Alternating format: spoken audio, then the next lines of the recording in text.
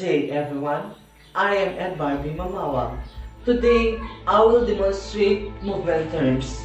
Those are all the motions as they apply to the body.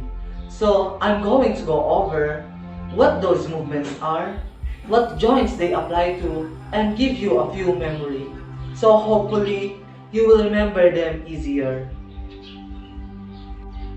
Let's start with abduction, which is a movement of a joint away from the body, and adduction, movement towards the midline of the body. You will see these motions all the time with shoulders and hips, but you can also apply them on fingers and wrists.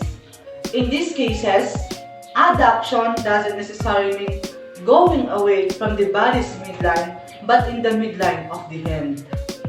Next up is the bending and straightening, more technically flexion, which is a decrease in the angle between two joints, and extension, an increase in that angle. It's pretty intuitive for joints like the knee, elbow, or even spine, but some joints are a little trickier. Is medial and radial rotations, sometimes called internal and external rotations. Just like picturing rotation from physics, we first need to determine what our axis is.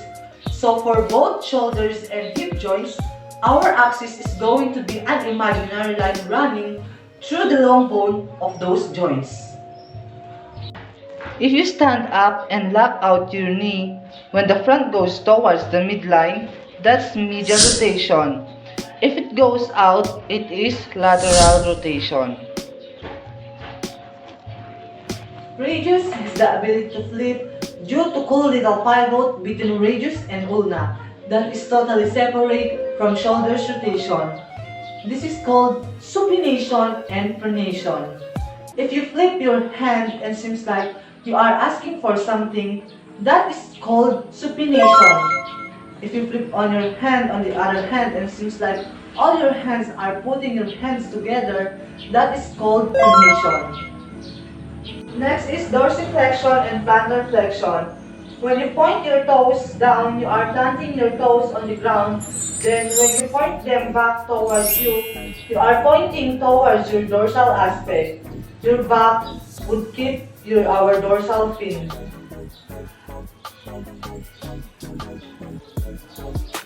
Next up is inversion and eversion. Easy way to remember those: if you invert your feet, your body will trip over and your body will end up inverted. But you could forever comfortable stand up and inversion.